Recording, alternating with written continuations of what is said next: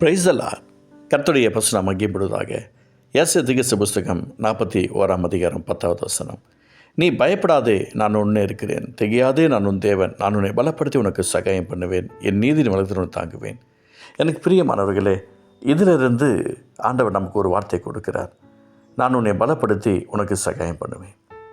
ஏசப்பா நமக்கு இந்த வார்த்தையை கொடுப்பதற்கு நோக்கம் என்ன? அவர் நம்மளுடைய வாழ்க்கையில் கர்த்தர் அற்புதமான ஆசீர்வாதத்தை கர்த்தர் நமக்கு வைத்திருக்கிறார் அப்படின்னு சொன்னால் அதில் சில விஷயங்கள் நம்ம பார்க்கணும். யாரை பலப்படுத்துவார்? அவருடைய வார்த்தையை கேட்டு கீழ்ப்படிந்து அவர் சொல்லுகிற பிரகாரமாக ஓடுகிறவர்களை கர்த்தர் பலப்படுத்துவார்.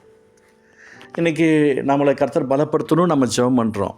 ஜெபத்தை நிப்பாட்டணும். எதுக்கு ஜெபிக்கணும்? அதுக்கு தான் ஜெபிக்கணும். நம்மளை பார்த்து போன்னு சொன்னால் போகணும், வான்னு சொன்னால் வரணும், அங்கே வெயிட் பண்ண சொன்னால் வெயிட் பண்ணணும், இதை செய்யணும். அவங்கள தான் கர்த்தர் பலப்படுத்த முடியும். சும்மா நம்ம போக மாட்டோம், காத்திருக்க மாட்டோம், நம்ம இஷ்டத்துக்கு இருப்போம். கர்த்தர் நம்மை பலப்படுத்தி சகாயம் பண்ணுவான்னு சொன்னால் அது நடக்கிற விஷயம் கிடையாது. இயேசுவின் நாமத்தில் சொல்கிறேன், நான் உன்னை பலப்படுத்தி உனக்கு சகாயம் பண்ணுவேன். ஏன் ஆண்டவர் சொல்கிறார்? நமக்கு பலன் இருந்தால் மட்டும்தான் அந்த சகாயத்தை பார்த்துக்க முடியும் இல்லையா?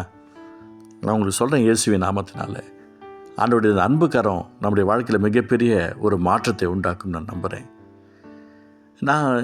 எனக்கு வரங்கள் வேண்டும், வல்லமை வேண்டும், அபிஷேகம் வேண்டும் நான் மன்றாடிக்கிட்டு இருக்கும்போது எனக்கு ஒரு செக்யூர் தேவைப்பட்டுச்சு. அந்த பாதுகாப்பு இருந்தால் மட்டும்தான் அவைகள் என்னுடைய வாழ்க்கையில் ஒரு அற்புதத்தை கொண்டு வரும். இன்றைக்கி கனிகள் இருக்காதபடிக்கு இருக்கிற வாழ்க்கை தான் ஜனங்களுக்கு இருக்குது. வரங்களையும் வல்லமையும் விரும்புகிறாங்க. ஆனால் கனி இருந்தால் தான் நமக்கும் பாதுகாப்பு. நம்ம வரங்கள் இருந்து நம்மை நரகத்துக்கு தள்ளிடும். நான் உங்களுக்கு சொல்கிறேன், அவருடைய நாமத்தை மிதமாக தீர்க்கதரிசி உரைத்தோம், அற்புதங்கள் செய்தோம், ஆண்டவர் சொல்வார், நீ யாருன்னு தான் கேட்பார். அதனால் இந்த வரங்கள் வல்லமை நம்மளை ஒன்றும் பண்ணாது. ஆனால் கனி தான் நம்மளை ஆண்டவர் பக்கம் கிட்டி சேர்க்கும், நெருக்கத்தை உண்டாக்கும், ஐக்கியத்தை உண்டாக்கும், அற்புதத்தை உண்டாக்கும். அதனால் அந்த கனியாகிய பலனை நம்ம ஆண்டவரோடு கூட இருக்கிற நெருக்கத்தினால அதிகப்படுத்திக்கணும். எனக்கு பெரிய மாணவர்களே, நான் உன்னை பலப்படுத்தி உனக்கு சகாயம் பண்ணுவேன் கர்த்தர் சொல்லும்போது இயேசுவின் நாமத்தில் நான் சொல்லிக்கிறேன். ஒரு விஷயம், ஒரு ஹாஸ்பிட்டலுக்காக ஊழியத்திற்கு சென்றிருந்தேன். டாக்டர்ஸ் அவங்களுக்கு டேட் கொடுத்துட்டாங்க. 48 ஹவர்ஸில் அவங்க இறந்துருவாங்க அப்படின்னு சொல்லிட்டாங்க. ஒரு முஸ்லீம் சகோதரி, நானும் என்னோட கூட என் மனைவியும் ஒரு சில சகோதரிகளை கூட்டிகிட்டு அங்கே போயிருந்தோம். அதே ஹாஸ்பிட்டலுக்கு நாங்கள் போகும்போது ஒரு சகோதரி எங்களை உள்ளே விடவே இல்லை. அவங்க ஒரு கிறிஸ்துவ மார்க்கத்தை சார்ந்தவர்கள் தான், ஆனால் விடலை. இந்த மாதிரி ஃபெலோஷிப் அவங்களுக்கு பிடிக்காது. வேறு வழி இல்லாமல் எனக்கு மேனேஜ்மெண்ட் சொல்லிட்டாங்க, எங்களை விட்டாங்க. அவங்களுக்கு ஹார்ட்டில் கேன்சர். அந்த சகோதரிக்கு ஹார்ட்டில் கேன்சர். சின்ன பிள்ளை தான், அரௌண்ட் ஒரு 21-22 இயர்ஸ் ஓல்டு தான். அப்போது நான் அவங்கள்ட்ட போய் பேசினேன். எங்களுக்கு ஏசப்பாவோட கூட இருக்குன்னு நினைக்கிறீங்களா, வாழணும்னு நினைக்கிறீங்களா, ஏசப்பா அற்புதம் செய்வார் நம்புறீங்களா என்று சொல்லி நான் கேட்டேன். நிச்சயமாக அப்படின்ற மாதிரி தலையை மட்டும் அசைச்சாங்க.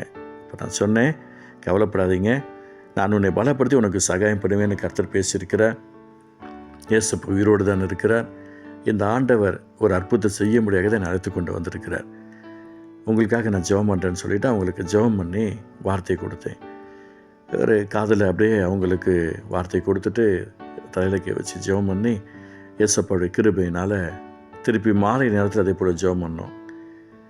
நெக்ஸ்ட் டே அவங்க காலையில் ஏஞ்சி உக்காந்துட்டாங்க. திருப்பி அவங்களுக்கு போய் ஜெபம் பண்ணோம். மதியானம் அவங்க ரெக்கவர் ஆனாங்க. ஒரு 1 வீக்கில் அவங்க டிஸ்சார்ஜ் பண்ணபடியாக சொல்ல வந்தது. எல்லாருக்கும் ஆச்சரியமாக இருந்தது. அந்த சகோதரி சொன்னாங்க, எனக்கு ஏசப்பா தான் சுகம் கொடுத்தார், ஏசப்பா தான் சுகம் கொடுத்தார், ஆண்டவருடைய நாம் மகிமைப்படுவதாக. டேட் ஃபிக்ஸ் பண்ணிட்டாங்க. டாக்டர்ஸ் வந்து டேட் ஃபிக்ஸ் பண்ணிட்டாங்க, அவ்வளோதான் முடிஞ்சு போயிடுன்னு சொல்லிட்டாங்க. ஆனாலும் அந்த உறுப்புகளுக்கு பலன் கொடுக்கக்கூடியவர், சுகம் கொடுக்கக்கூடியவர், ஆரோக்கியம் கொடுக்கக்கூடியவர் இன்றைக்கி உயிரோடு தான் இருக்கிறார். ஆனால் அதை நிர்வாகத்தை பண்ணக்கூடிய பொறுப்பை கர்த்தர் உங்கள்கிட்ட எப்படி தான் கொடுத்துருக்கிறார். எனக்கு பிரியமானவர்களே, இயேசுவின் நாமத்தில் நான் சொல்கிறேன், நான் உன்னை பலப்படுத்தி உனக்கு சகாயம் பண்ணுவேன்.